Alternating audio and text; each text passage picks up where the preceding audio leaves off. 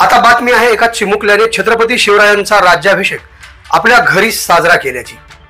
पवन माने असे या 5 वर्षाच्या चिमुकल्याचं नाव आहे। वडील स्वाभिमानी संभाजी ब्रिगेडचे प्रदेश कोषाध्यक्ष तथा स्वराज्य पक्ष कार्यकारिणीतील सदस्य आहेत।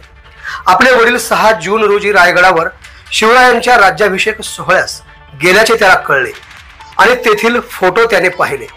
लगेच पवनने आपल्या घरात असलेला शिवरायांचा पुतळा घेऊन छत्रपतींच्या राज्याभिषेकाला सुरुवात केल्याचा व्हिडिओ आवाज बहुजनांचा न्यूजवर तुम्ही पाहताय।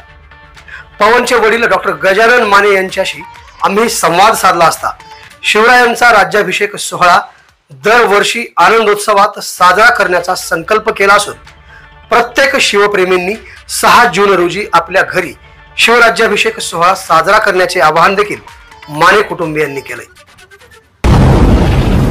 आवाज बहुजनांचा।